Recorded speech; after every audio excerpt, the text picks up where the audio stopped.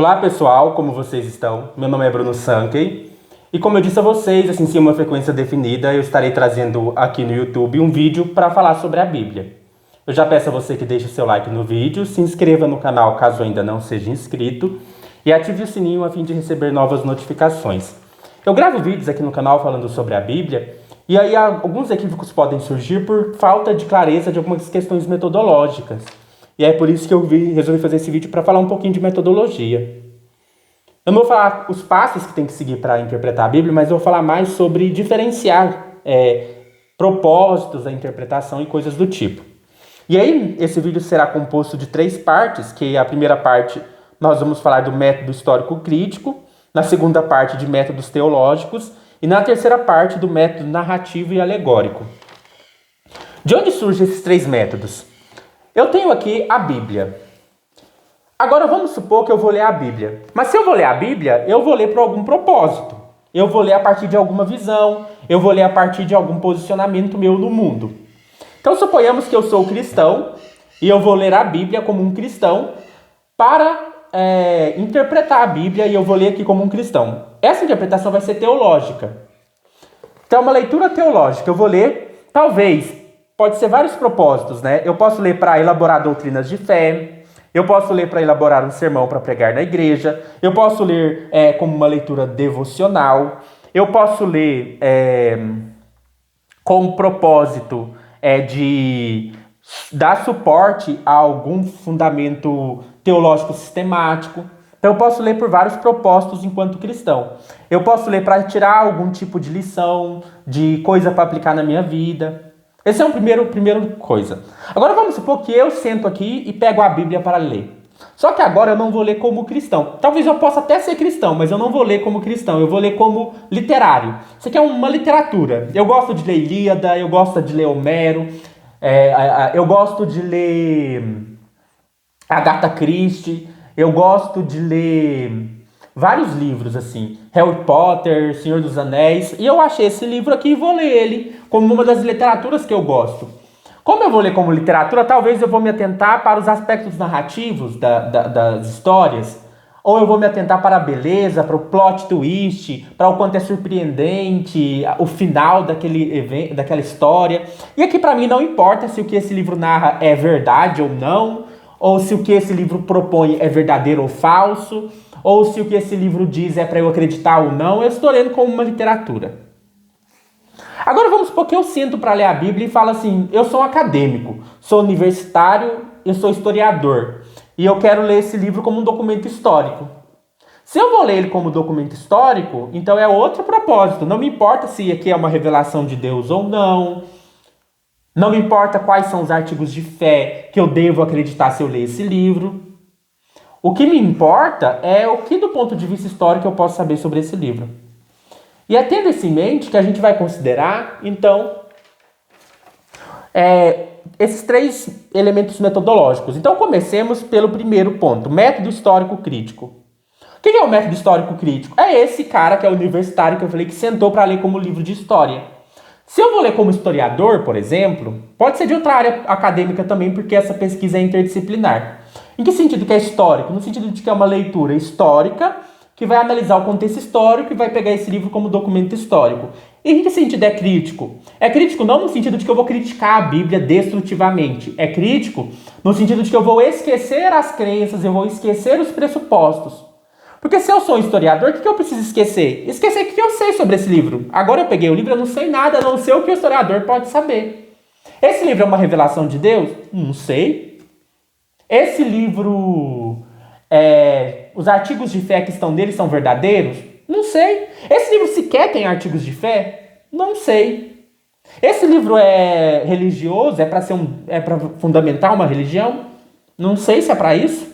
Eu não sei. É crítico nesse sentido de suspensão. Vamos suspender o que a gente sabe. E vamos adotar uma postura crítica. Não é crítica no sentido de questionar, duvidar e falar mal do livro. É crítica no sentido de que a gente vai ler de maneira desinteressada. Eu não vou ler esse livro aqui porque eu preciso defender alguma coisa. E isso vale tanto para cristão quanto para não cristão, viu? Tanto para os ateus militantes aí. E aí, nesse método histórico, ele vai envolver 3 coisas principais. Uma crítica das fontes, porque como eu esqueci, então eu abro aqui e vou ler Gênesis. Aí quem que escreveu Gênesis? Foi Moisés? Não sei. Eu vou levantar hipóteses. Pode ter sido Moisés, pode não ter sido, pode ter sido outro autor, pode que eu não saiba quem foi esse autor. Então, o primeiro momento é fazer uma crítica das fontes. E aqui, quando a gente faz crítica das fontes, sempre lembrar trabalhando com hipóteses. Não é para ser apologista. Tem essa hipótese de que foi esse autor, tem essa hipótese de que foi o outro. E como é um trabalho de historiador, a gente precisa ter o cuidado de não ser apologético sobre isso. Eu preciso defender que não foi Moisés que escreveu, porque assim eu vou refutar a Bíblia. Não. Ou eu preciso defender que foi Moisés que escreveu, porque assim eu vou preservar a autoridade do texto. Se você vai fazer isso, então vai fazer outra coisa. Vai fazer o trabalho teológico. Vai fazer o trabalho apologético e não o trabalho de historiador. Tanto é que as pessoas confundem esse trabalho de historiador com o trabalho apologético, né? Porque às vezes a pessoa chega e fala assim, o historiador, nossa, a gente tem certas evidências que nos indicam que não foi Moisés que escreveu. Aí o apologista vem e fala assim, não, mas essa evidência que você mostrou aqui, ó, não é suficiente. Claro que não é suficiente, a evidência nunca vai ser definitiva e suficiente. Né? Porque o trabalho de historiador trabalha com probabilidade. Se você quer uma coisa que vai bater o martelo, não vai achar. A gente vai trabalhar com hipóteses e vai investigando as hipóteses e o que elas dão, né? Também, se a pessoa é um ateu militante, também não vai ajudar muito, né? Porque se você lê com esse intento, já está partindo errado. Isso vai enviesar a sua leitura e vai prejudicar muito o seu trabalho. Então isso é bem ruim.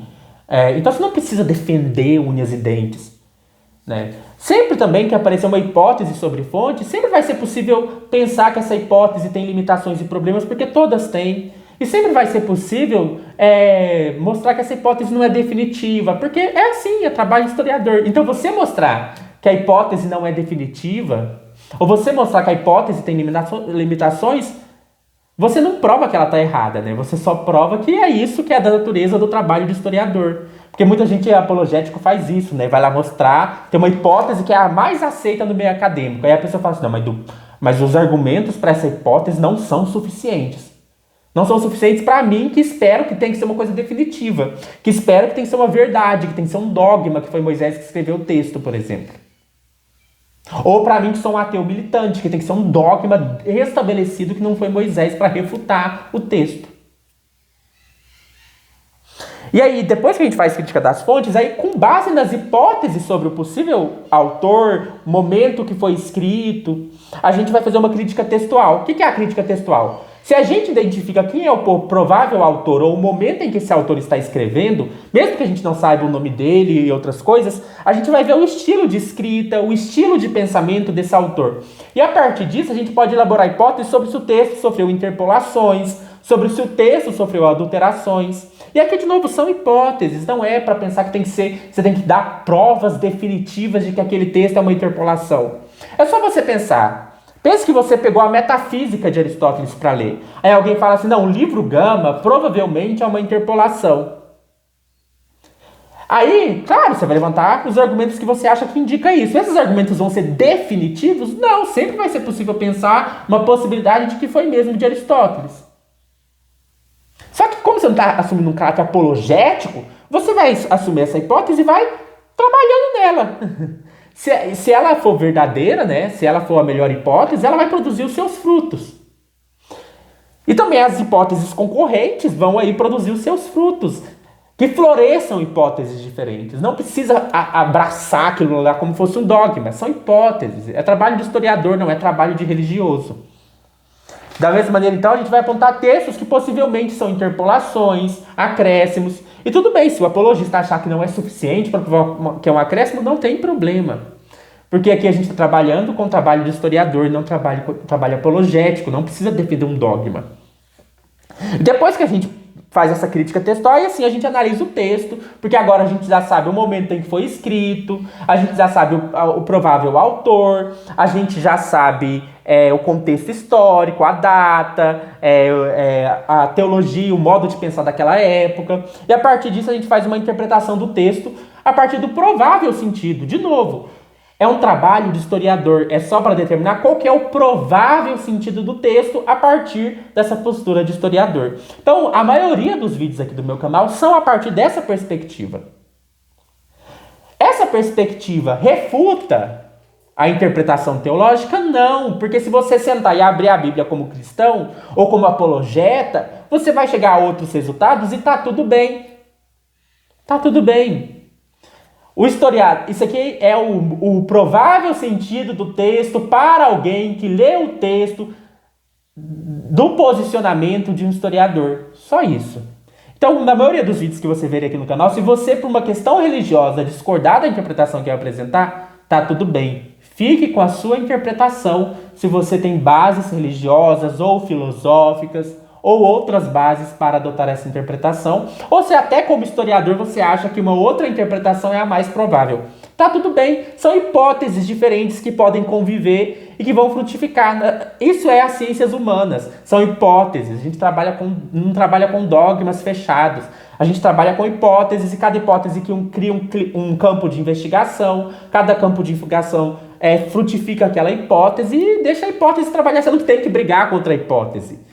Se você adota uma hipótese alternativa como historiador, então explore essa hipótese alternativa. E se você adota a sua hipótese, não precisa ser dogmático com ela, não é para ser. Porque se você está sendo dogmático, você está sendo enviesado. Eu tenho certeza, não tem certeza. Aqui não existe certeza. Aqui é trabalho de historiador, não tem certeza. Eu tenho certeza absoluta que você não tem certeza, meu querido. Se você tem certeza, então você está no campo teológico, você não está no campo de historiador.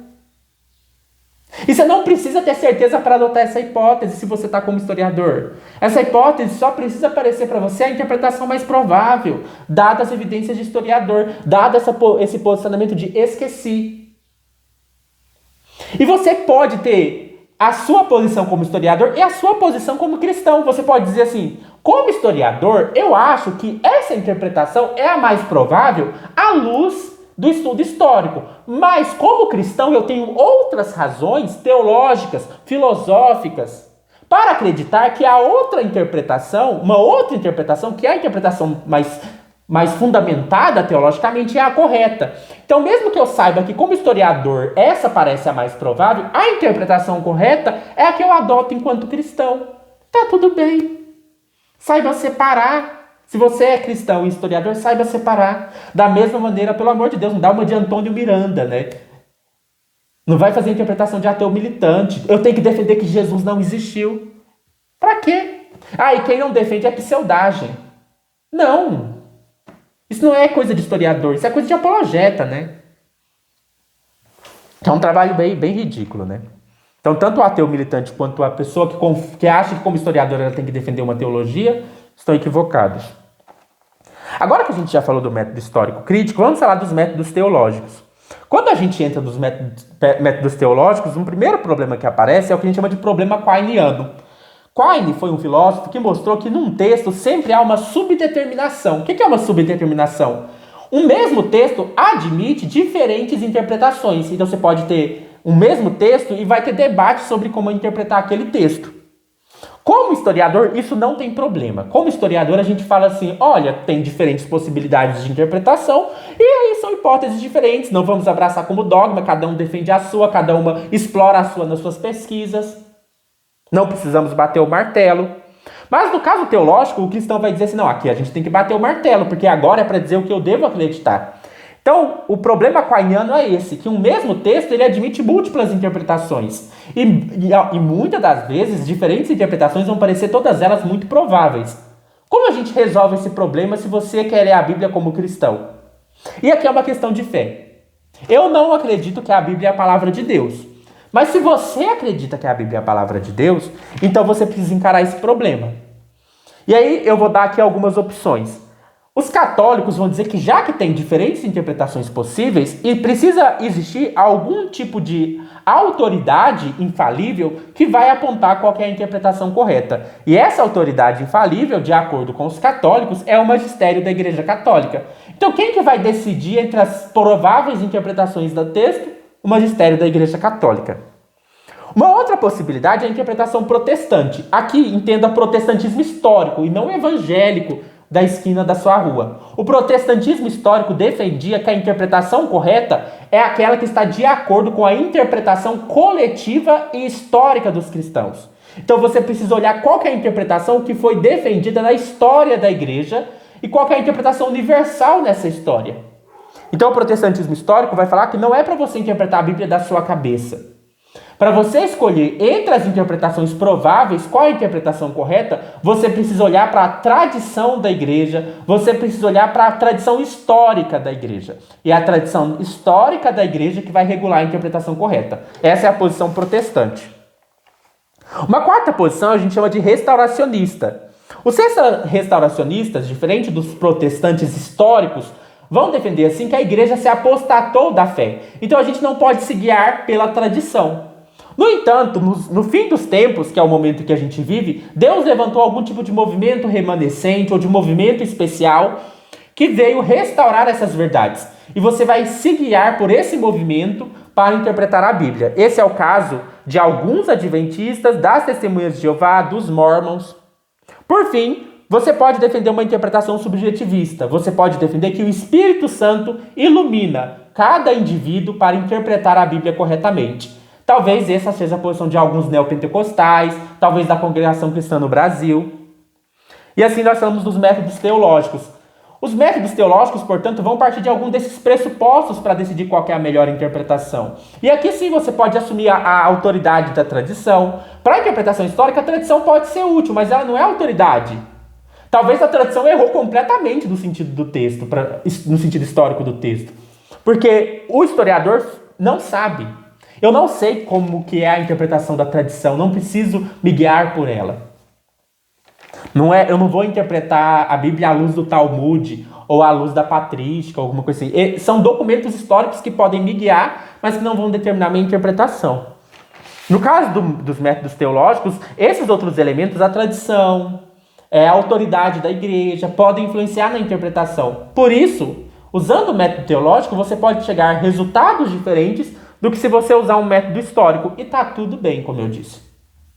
Para a gente finalizar, eu só vou comentar sobre o método narrativo e alegórico. Para mostrar para vocês que existem muitas maneiras de ler a Bíblia. Eu dei só 3 exemplos, do historiador, do teólogo e do literário. Como, do ponto de vista narrativo, eu posso ler a Bíblia sem me importar se isso aqui é literal, se não, se aconteceu, se não aconteceu. Eu posso ler a Bíblia no sentido narrativo. Eu quero uma leitura literária, igual eu ler Clarice Lispector. Vamos fazer uma análise literária dos livros da Clarice Lispector.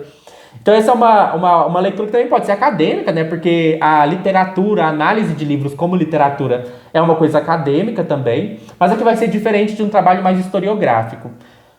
Por fim, a gente pode ter, ainda é teológico, mas não necessariamente, que é a interpretação alegórica.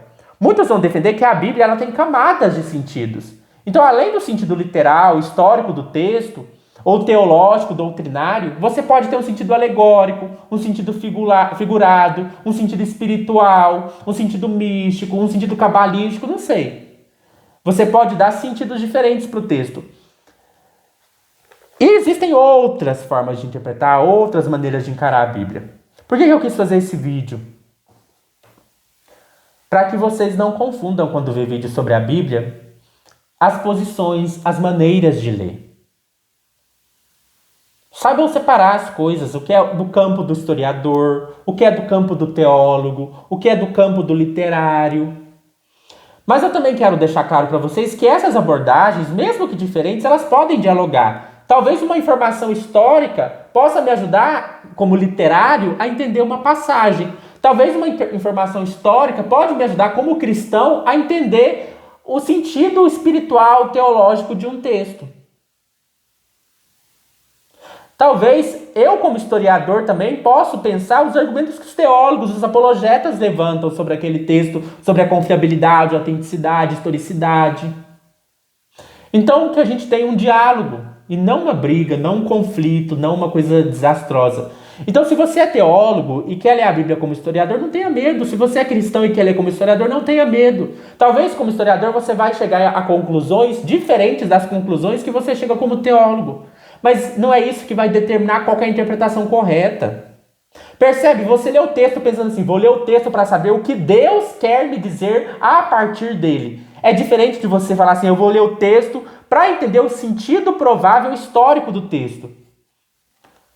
E essa diferença é óbvia, porque não necessariamente o sentido histórico do texto é o que Deus quer falar para você ou para a igreja a partir desse texto.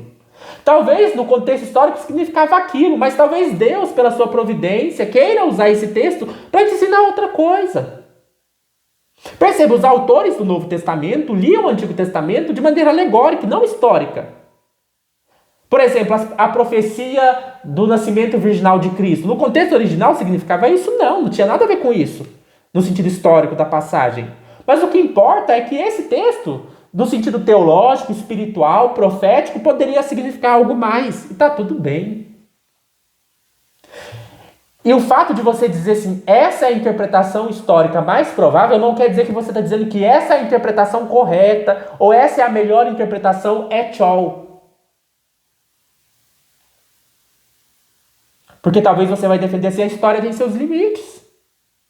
E a fé, a teologia, tem bases mais sólidas para dizer para nós o que um texto quer dizer. E está tudo bem. Mas também, se você é um ateu militante, pelo amor de Deus, não vai ler a Bíblia para tentar mostrar que ela é uma farsa, que ela é um plágio, como faz tipo Antônio Miranda. Isso é um tipo de desrespeito com o livro, isso não tem nada de legal, não tem nada de interessante. Isso é um trabalho, assim, desprezível, né? Então, se você quer estudar historicamente, criticamente a Bíblia, esqueça tanto que você é ateu quanto que você é cristão. Se você for ateu, se você for cristão ou muçulmano, porque isso não deve importar. Assim como eu vou lá fazer a exegese do Aristóteles. Se eu me comprometo com o que o Aristóteles fala ou deixo de me comprometer, não importa para a exegese. Pode importar para mim como filósofo, para eu decidir se o argumento é bom. Mas para determinar o sentido do texto do Aristóteles, não importa se eu gosto ou não gosto do Aristóteles. E se eu descobrir que uma passagem pode ser interpolação, se tem hipótese sobre isso, eu não preciso defender a unhas e dentes que é interpolação ou que não é. Então, quando vocês verem os vídeos do meu canal, vejam de maneira aberta, de coração aberto, que nenhum deles tem o propósito de refutar a teologia, nem de defender alguma posição antiteológica. Eles não são apologéticos. Eles são só para a gente pensar junto com o texto. Não tome eles como dogmas, não tome eles como algo assim.